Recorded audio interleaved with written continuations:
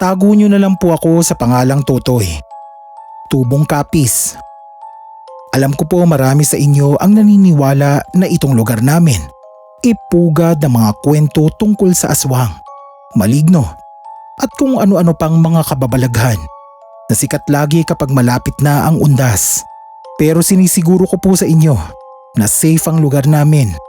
Kahit ako man wala pang nakikita na aswang o maligno sa buong buhay ko. Pero duwende, nakakita na ako. Bale kaya ko po tinago ang katauhan ko kasi baka malaman ng boss ko na ibinahagi ko sa iba itong kwento niya. Sa tingin ko po kasi magandang topic ito dahil sa channel nyo. 2018. Narekomenda ako ng isang kakilala sa isang talyer. Dati na akong may experience sa pagiging mekaniko. Kaya nang makita nila na may skills naman talaga ako sa pag-aayos ng mga sasakyan, tinanggap naman ako kaagad at ginawang regular mga 1 buwan lang ang lumipas. Mabait yung boss namin. Tago natin siya sa pangalang Kulas. Tuwing first Friday ng buwan, lagi siyang nagpapainom sa aming mga empleyado niya. Parang celebration daw kasi yon sa religion niya. Half day lang kami magtatrabaho niyan, tapos mga 2 PM, sarado na kami. Maglalabas na si boss ng mga mesa. Tapos magpapabili ng pulutan tsaka mga alak. Uubusin namin lahat ng binili ni boss hanggang sa malasing kaming lahat. May isang pagkakataon na talagang nalasing si boss. As in sobrang lasing na kung ano-ano nang pinagkikikwento niya. Yung iba, personal tulad ng mga pag-aaway nila ng asawa niya o yung mga hinanakit niya sa kanyang mga anak. Sabi nga namin, ihatid na raw si boss pa uwi. Kasi alam naming lasing na talaga ito. Kaso makulit si boss. Gusto pa magkwento ng magkwento hanggang sa makarating sa ibang topic yung kwento niya. Sabi niya sa amin, sa loob ng office niya, may maliit na closet na laging nakakandado. May nilalang daw na naninirahan doon. Isang duwende. Naggaling pa sa lolo niya. Nagulat kaming lahat sa kwento ni boss. Naisip namin kung ano-ano nang lumalabas sa bibig ni boss sa sobrang kalasingan. Pero patuloy lang siya sa kwento. Kaya raw nandoon yung duwende na yon kasi pampaswerte raw yon sa negosyo. Simula noong inalagaan niya yung duwende, ni minsan, hindi sila nagkaroon ng problema sa negosyo. Tumayo siya bigla. Tapos sinabi na sundan lang daw namin siya. Pumasok kami sa may office. Binuksan niya yung closet na sinasabi niya sa amin. May kwadradong salamin doon na parang kulungan nga. Para siyang aquarium. Sa loob ng aquarium na yon, may maliit na tao na mahaba ang tenga, makintab yung damit, ginto ang buhok. Dahil na rin siguro sa kalasingan, hindi ko alam kung anong mararamdaman na habang tinititigan yung maliit na nilalang sa aquarium na kulungan. Nang bumalik kami sa mesa, parang natauhan ata si boss sa mga sinabi niya sa amin. Pinaligpit na niya yung mga tira naming inumin at pagkain. Tapos, bago kami nagsialisan, kinausap niya kaming lahat. Seryoso siya. Halatang ayaw niya naman talagang ipakita sa amin yung duwende doon sa office. Sabi niya, sana raw wala nang ibang makaalam pa na may tinatago siyang duwende sa office niya. Wag na lang daw namin ipagkalat kahit kanino yung mga nakita namin. Kahit pa sa mga kapamilya namin. Wala akong ibang pinagsabihan ng mga nasaksihan ko doon sa office. Kinabukasan, parang normal na ulit ang lahat. Masiyahin na naman si boss. Pero nalaman namin kalaunan na wala na yung duwende doon sa loob ng office niya. Nilipat na raw para wala na ring ibang makakita pa. Kung ako po ang tatanungin, effective naman talaga yung pag-aalaga ng duwende. Umasenso lalo yung talyer namin na yun hanggang sa nagkaroon pa nga ng 2 pang branch. Ang sa akin lang naman po, Kawawa naman yung duwende na ginawa nilang bilanggo para lang gawing pampaswerte sa negosyo. Sabi nga nung isa kong katrabaho, kahit anong swerte pa nila sa negosyo, darating daw ang araw na sisingilin din sila ng karma sa ginawa nila sa duwending yon. Sa ngayon, dito pa rin ako nagtatrabaho kay boss. May inuman pa rin tuwing first Friday ng buwan. Pero hindi na ulit nabanggit pa yung tungkol sa duwende.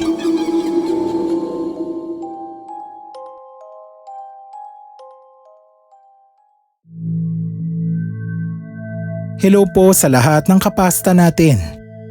Gusto ko lang sana i-share tong kwento ko na nangyari noong elementary student pa lang ako. Halos 2 dekada na rin ang nakalipas, pero hindi ko pa rin malimut-limutan ang mga nangyari. Ako po si Cheryl. Noong mga panahon na yun nga, sa may probinsya sa Mindanao pa kami nakatira ng pamilya ko. Bali nakalipat lang kami dito sa Quezon nang makahanap ng mas maayos na trabaho si tatay. Kubo lang ang tirahan namin noon.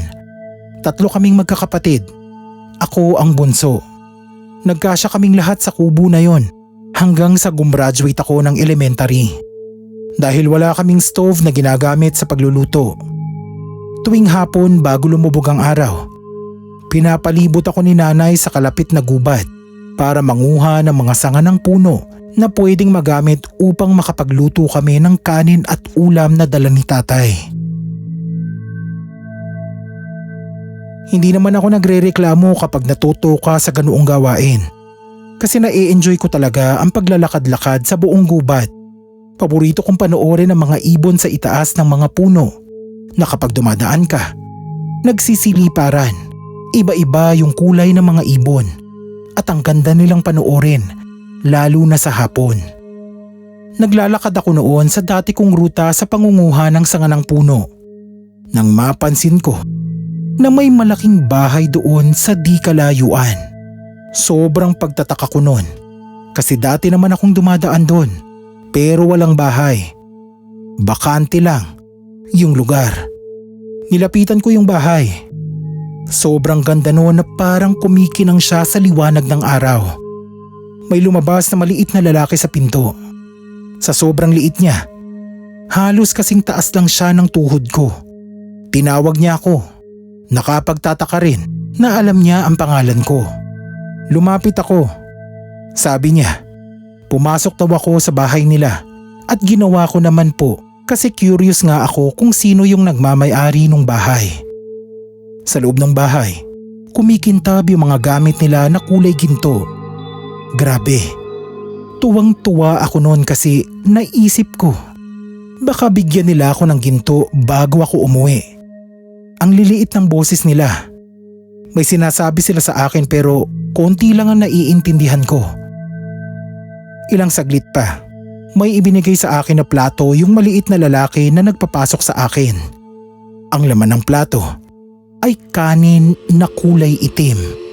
Doon na po ako nagdalawang isip kung bakit ba ako pumasok sa loob ng bahay na yon. Sabi ko sa kanila, ayaw kong kumain ng kanin. Gusto ko lang ay makauwi na sa amin. Tumakbo ako palabas ng pinto. Bago ako lumabas, lumingon muna ako. Nakita ko na parang nalungkot sila sa ginawa ko. Paglabas ko sa pinto, nasilaw ako ng napakalaking ilaw mula sa itaas. Nahimatay ako at nawala ng malay. Sabi ni nanay, natagpuan daw nila ako sa ilalim ng isang puno na walang malay. Halos 2 araw daw akong nawala. Muntik na nga raw silang mag-report sa pulis. Buong barangay na raw ang naghahanap sa akin sa gubat. Pero nung araw lang na yun ako nakita. Kinuwento ko sa kanila ang naaalala ko. At sinabi nung isang matanda doon sa amin na baka ginugusto raw ako ng duwende doon sa gubat. Buti na nga lang daw at hindi ko naisipang kainin yung kanin. Dahil kung hindi, baka kung ano na raw ang nangyari sa akin. Baka nga, hindi na raw ako nakabalik. Mababait naman daw ang mga duwending yon sa gubat. Hindi sila nananakit ng mga inosenteng tao. Pero kapag may nakursunadahan sila, ay talagang pinapapasok daw nila yon sa magandang bahay.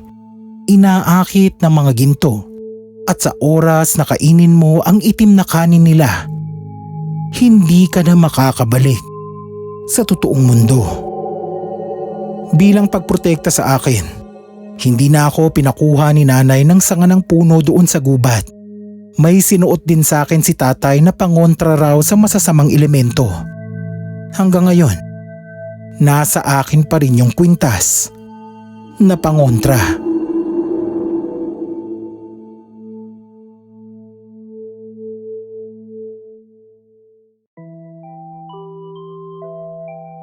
Magandang araw po sa lahat ng kapasta natin.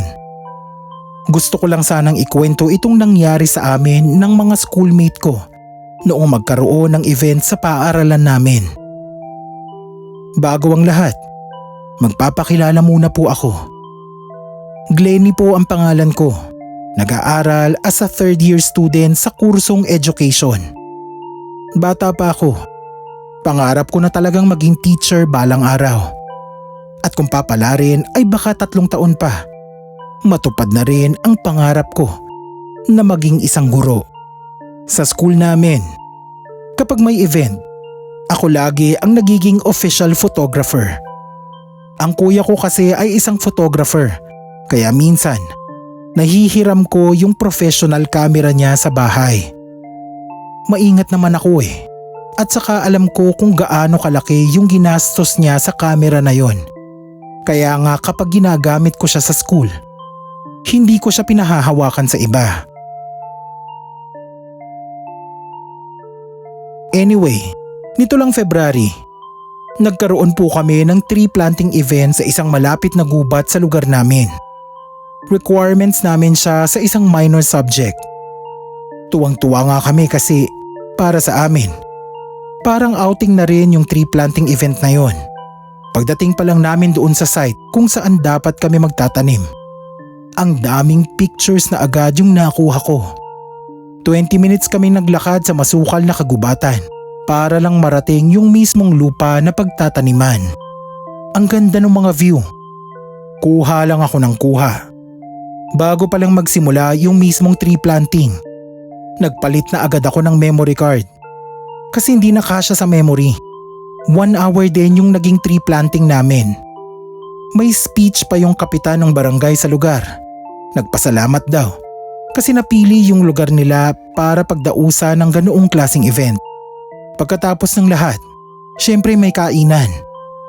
Tanghaling tapat na nun. Habang nasa table at kumakain, chinecheck ko yung ibang kuha. Syempre nagdidelete na rin ang ibang hindi ko naman gagamitin. Natigil ako sa paglilipat nang mapansin ko na may kakaiba doon sa isang litrato. Bali yung kuha yung mga kaklase ko habang nakapos hawak yung maliit na punla. Sa likod nila, may 3 maliliit na tao na nakaharap din sa kamera. Malabo yung mukha nila dahil sa layo nila sa kamera. Nangilabot ako bigla. Sa tagal ko nang sumusubok kumuha ng mga litrato gamit yung kamera ni kuya. Yun ang first time ko na nakakuha ako ng ganoong imahe. Pinatignan ko yun doon sa kaklase kong nasa litrato. Sabi nila, hindi raw nila napansin yung maliliit na taong nasa tabi nila. Kumalat sa lahat ng estudyante na kasama namin noon yung tungkol sa duwende raw na nakunan ko. Nang malaman yun ng kapitan na kasama namin, tinawag niya kami. Tapos itinuro yung nuno sa punso na naroon malapit sa kung saan namin tinanim yung mga punla ng puno.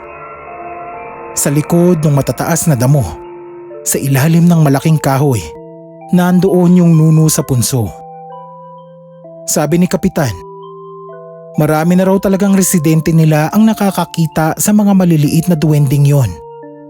Mga pasaway na nila lang daw yon na mahilig makipaglaro sa mga taong napapadaan sa lugar. Pero hindi naman daw ito nananakit ng kahit sino. Talagang mapaglaro lang sila. Nang makauwi sa bahay, una kong chinek sa laptop yung mga litrato na nakuhanan yung duwende. May iba pa kasing litrato na talagang kitang-kita yung mga duwende na parang nagfo-photobomb sa amin. Iipunin ko sana at ipopost sa social media. Pagbukas ko sa laptop, corrupted na yung file. Nakakadismaya lang kasi gusto ko pa naman sana siyang ipakita kay kuya. Hindi ko na lang binanggit sa kanya kasi wala rin naman akong ebidensya. Next month po, sa first semester namin, isa sa mga napagplanuhan naming magkakaklase ay ang dalawin yung mga tinanim naming mga puno. Dadalihin ko ulit yung kamera at pangako, kapag may nakunan ako o naranasan na may kinalaman doon sa mga duwending dati ko nang nakunan, mag-share ulit po ako dito.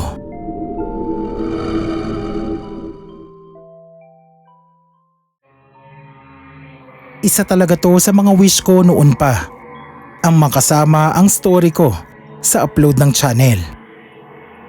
Joseph po ang pangalan ko. Jojo ang madalas na tawag ng mga nakakakilala sa akin. Itong story na maririnig nyo ngayon ay nangyari noong 7 pa lang ako. Tuwing linggo, maraming tindera ang dumadayo sa market namin para magbenta ng mga lokal na paninda nila. Mga gulay, prutas, isda, karne, ukay-ukay at kung ano-ano pang bagay na pwedeng itinda sa market. Si mama lagi ang pumupunta sa market upang makapamalengke ng mga gagamitin naming rekado at ulam sa isang buong linggo. Siyempre, dahil bata pa ako noon, gustong-gusto kong sumama tuwing linggo. Ako yung tagabuhat ni mama habang namimili siya ng mga gulay sa tindera. Ang paborito kong part lagi ng pamamalengke namin ni mama ay ang uwian. Doon kasi sa terminal ng tricycle, may palamig na mangga flavor na sobrang sarap. Tapos bibilahan pa ako ni mama ng empanada. Habang pauwi sakay ng tricycle, sarap na sarap ako sa bawat kagat ng empanada at higop sa palamig. May isang beses na imbes na isama ako ni mama sa loob ng market, sabi niya, doon na lang daw muna ako maghintay sa waiting shed sa labas lang ng market. Ilang ulit niya akong pinaalalahanan na wag raw akong aalis doon sa waiting shed kahit anong mangyari. Ako naman, tango lang ng tango. Mga 30 minutes din akong naghintay sa may waiting shed. Sobrang naboring ako kaya naglakad ako papunta doon sa may tulay. Malapit lang naman. Sa ibaba ng tulay, may maliit na kanal doon na malabo ang tubig. Doon kasi ata itinatapon ng mga tindera sa market ang mga basura at dumi nila. Nalibang ako sa panonood ng mga lumulutang-lutang na basura. May mga diaper na may laman, plastic, gulong. Tapos sa gilid ng kanal, may nakita akong maliliit na taong naglalakad. Kung tama ang tansya ko, mga 1 dangkal ang laki ng mga yun. 7 pa lang ako noon. Kaya imbis na matakot, parang na-curious pa nga ako. Para silang maliliit na laruan na naglalakad. Naisipan kong bumaba doon sa may kanal para malapitan yung mga maliliit na tao. Pero biglang may tumawag sa pangalan ko. Paglingon ko, si mama yon. Umuusok na ang ilong sa galit. Biglang nawala sa isip ko yung mga maliliit na nilalang na nakita ko. Agad akong tumakbo papunta doon sa waiting shed. Nasermonan pa nga ako kasi bakit daw umalis ako sa pwesto ko. Pag-uwi namin ni mama, habang nasa tricycle, sinabi ko sa kanya yung nakita ko. Takang-taka siya sa kwento ko. Tapos pinagalitan ako kasi nga kung hindi raw ako umalis sa waiting shed, hindi ko raw makikita yung mga maliliit na nilalang na yun. Akala niya ata nag-iimbento lang ako para mabawasan ang galit niya sa akin. Nang mag-grade 3 ako, saka ako lang nalaman na yung mga nakita ko sa kanal ay mga elf o duwende sa Tagalog. Kaya pala hindi na ako sinama ni mama sa market simula noon kasi mapaglaro raw ang mga duwende. Rason ni mama, Baka sa susunod na makita ko sila, ako naman ang mapaglaruan nung mga maliliit na nilalang na yon.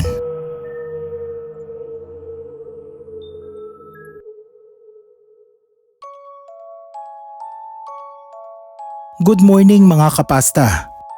Na-discover ko itong channel mula sa isang post ng kaibigan sa FB.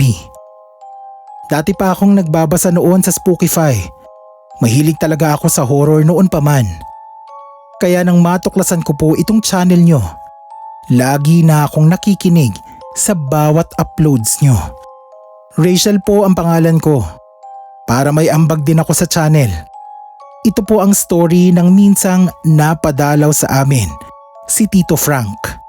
Abroader po si Tito Frank. Galing siyang Saudi. Single siya. Kaya madalas noon doon sa bahay namin siya kung tumambay. Lagi silang nagiinuman ni Papa. Minsan nga nagagalit na si Mama kay Tito Frank kasi ang ingay nito kapag nalalasing. Parang laging may kaaway. Hindi na lang nagsasalita si Mama kasi natulungan din naman kami ni Tito Frank noong ma-ospital yung bunso kong kapatid. Siya yung sumagot sa lahat ng bill sa ospital at hindi na niya kami siningil. Kaya naman hindi makapagreklamo si Mama. Sa gilid ng bahay namin, sa labas lang ng banyo, may malaking tumpok ng lupa na sinasabi ng mga kapitbahay namin na nuno sa punso raw. Ako naman, sa isip-isip ko, kung nuno sa punso nga yung tumpok ng lupang yon, bakit wala man lang akong nakikitang mga duwende sa bahay namin? Yung nuno ang napagdiskitahan ni Tito nang minsang malasing siya sa amin. Nung una, ipinipigilan siya ni Papa. May duwende raw na nakatira sa punsong yon, sabi ni Papa. Pero si Tito, makulit talaga. Hindi raw siya naniniwala sa mga duwending yan. Wala daw kasing mga ganyan sa ibang bansa. Mas malakas si Tito kay Papa, kaya hindi niya napigilan si Tito. Una bumuelo si Tito. Saka niya sinipa ng buong lakas yung tumpok ng lupa. Paulit-ulit niyang ginawa yon hanggang sa nawala na yung tumpok ng punso. Nagalit si Mama nang makita yung ginawa ni Tito. Sabi niya, kahit daw may utang kami sa kanya, ay irespeto rin niya sana ang mga paniniwala namin. Doon na natauhan si Tito. Nagsorry naman siya sa amin at pagkatapos nga nun, umuwi na. Isang araw din siyang hindi dumalaw sa bahay. Nahiya ata kay Mama dahil sa nangyari. 2 weeks after nung insidente na yon, bumalik na sa Saudi si Tito. Tapos isang araw, tumawag sa amin ang isang unknown number. Nagpakilala ito na isa sa mga katrabaho ni Tito sa Saudi. Nasa ospital daw si Tito. Lumobo kasi yung paa niya ng sobrang laki. Kaya hindi raw nakakapagtrabaho si Tito. Wala namang makita ang mga doktor na dahilan para mangyari yun kay Tito. Lahat ng x-ray, pati CT scan ay normal naman. 1 month lang, pinauwi na ng employer niya si Tito sa Pinas. Hindi pa rin gumagaling si Tito. Sa bahay namin siya tumuloy kasi kung doon sa sarili niyang bahay, wala mag-aalaga sa kanya. Dahil nga hindi mahanap kung ano nga ba talaga ang sakit niya, dinala namin siya sa isang albularyo. Salamat sa albularyong yun, nalaman namin na pinaglalaruan siya ng mga duwende dahil sa ginawa nito sa kanilang bahay. Araw-araw naming dinadala doon sa albularyo na yon si Tito kasi araw-araw din siyang hinihilot nito gamit ang dinasalang lana. Mga 1 week lang, pansin na namin na unti-unti nang lumiliit yung paa ni Tito na dati ay parang sa elepante. Gumaling din naman po si Tito. Sa katunayan niyan, sa ngayon balik na naman siya sa Saudi para magtrabaho. Pero bago siya umalis, sinabi niya sa amin na sobrang nagsisisi siya sa nagawa niyang yun. Wala na ngayong punso sa gilid ng bahay namin, sabi ng albularyo. Lumipat na raw ang mga ito ng ibang lugar natitirahan.